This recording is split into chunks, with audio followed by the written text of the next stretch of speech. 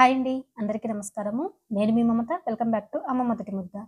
రోటీ చపాతీల్లోకి ఎప్పుడు చేసే కూరలు కాకుండా, ఎక్కువ మసాలాలు లేకుండా రెస్టారెంట్‌లో చేసేటటువంటి మేతి చమన్ ఎలా తయారు చేసుకోవాలో చూపిస్తాను. టేస్ట్ అయితే రియల్లీ చాలా బావుంటుంది. తప్పకుండా మీరు కూడా ట్రై చేయండి. లేతగా ఉన్న మెంతాకు ఒక చిన్న కట్ట తీసుకున్నాను. కాడలేమి లేకుండా ఇలాగా కట్ చేసుకోవాలి. అలాగే పాలకూర కూడా ఒక కట్ట తీసుకున్నానండి. మెంతాకు కంటే పాలకూర కొద్దిగా ఎక్కువే తీసుకోండి. చేదు లేకుండా ఉంటుంది. వీటిని శుభ్రంగా 2, 3 సార్లు క్లీన్ చేసుకున్న తర్వాత స్టవ్ మీద గిన్నె పెట్టుకొని అందులోకి ఆకు మునిగేంత వరకు నీళ్లు పోసుకోవాలి.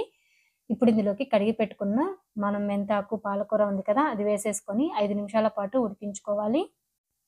దీని మీద మూత పెట్టనవసరం లేదు. మూత పెట్టకుండానే ఇలా 5 నిమిషాల పాటు ఉడికించుకోండి.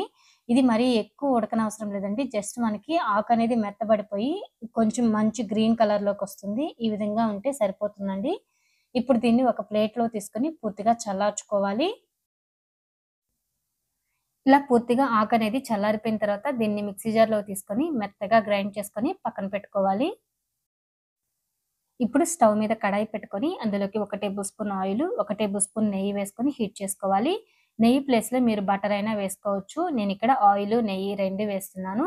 ఆయిల్ బాగా హీట్ అయిపోయిన తర్వాత ఒక దాల్చిన చెక్క, 2 లవంగాలు, ఒక బిర్యానీ ఆకు, 1 టీ స్పూన్ జీలకర్ర వేసి వేయించుకున్నాక ఇందులోకి సన్నగా తరిగిన 2 మీడియం సైజు ఉల్లిపాయలను అలాగే కారానికి తగ్గట్టుగా 3 లేదా 4 పచ్చిమిర్చి తరుగు వేసుకోవాలి.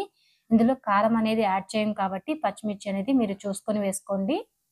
ఇవి వేసుకున్న తర్వాత ఉల్లిపాయలు మంచి గోల్డెన్ బ్రౌన్ కలర్ వచ్చేంత వరకు వేయించుకోవాలి. ఉల్లిపాయలు ఇలా రంగు మారాక ఇప్పుడు ఇందులోకి 1 టీ స్పూన్ అల్లం వెల్లుల్లి పేస్ట్ వేసుకొని పచ్చివాసన పోయేంత వరకు వేయించాలి.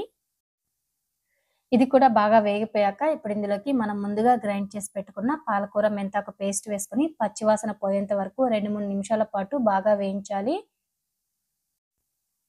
గ్రైండ్ చేసుకున్న పేస్ట్‌తో పాటు కొద్దిగా వాటర్ అనేది యాడ్ చేసాం కదా! ఈ మొత్తం బాగా ఇగురుకుపోయి అంటే పూర్తిగా దగ్గర పడిపోయేంత వరకు ఉడికించుకోవాలండి. ఇలా పూర్తిగా దగ్గర పడిపోయాక ఇప్పుడు ఇందులోకి అర టీ స్పూన్ పసుపు, అర టీ స్పూన్ గరం మసాలా పొడి, 1 టీ స్పూన్ ధనియాల పొడి, పావు టీ స్పూన్ వేయించిన జీలకర్ర పొడి, రుచికి సరిపడా సాల్ట్ వేసుకొని మొత్తం బాగా కలిసేలాగా కలుపుకోవాలి. అంటే 2, 3 నిమిషాల పాటు బాగా వేయించుకోవాలి. అంటే మసాలాలేమి మాడిపోకుండా. ఇప్పుడు గ్రేవీకి తగ్గట్టుగా నీళ్లు పోసుకొని ఆయిల్ సెపరేట్ అయ్యేంత వరకు ఉడికించుకోవాలి. మూత పెట్టకుండా ఉడికించుకోండి. మూత పెట్టుకుంటే మనం ఏ ఆకుకూరైనా వండేటప్పుడు మూత పెడితే కలర్ అనేది చేంజ్ అవుతుంది. అంటే కూర అనేది గ్రీన్‌గా లేకుండా డార్క్ గ్రీన్‌గా అయిపోతుంది. అందుకని మూత పెట్టకుండా ఆయిల్ ఇందులో సెపరేట్ అయ్యేంత వరకు ఉడికించుకోవాలి. ఇక్కడ చూస్తున్నారు కదా! ఆయిల్ బాగా సెపరేట్ అయింది. ఇప్పుడు ఇందులోకి పన్నీర్ తురుము కానీ లేదా సన్నగా తరిగి పెట్టుకున్న పన్నీర్ కానీ వేసుకోవచ్చు. నేను ఇందులో 200 గ్రామ్స్ దాకా పన్నీర్ ముక్కలనేవి తీసుకున్నానండి. పన్నీర్ ముక్కలనే కాకుండా పన్నీర్ తురిమి కూడా తీసుకోవచ్చు. పన్నీర్ వేశాక 5 నిమిషాల పాటు ఉడికించుకోండి. అంటే గ్రేవీ బాగా దగ్గర పడిపోవాలి. గ్రేవీ బాగా దగ్గర పడిపోయి ఇలా ఆయిల్ బాగా సెపరేట్ అయింది కదా! ఇప్పుడు ఇందులోకి సన్నగా తరిగిన కొద్దిగా కొత్తిమీర, 1 టీ స్పూన్ నెయ్యి లేదా బటర్ వేసుకోవాలి. అలాగే స్టవ్ ఆఫ్ చేసేసుకున్న తర్వాత అరచెక్క నిమ్మరసం వేసుకొని ఒకసారి బాగా కలిపి సర్వింగ్ బౌల్‌లో తీసుకొని సర్వ్ చేసుకోవడమే.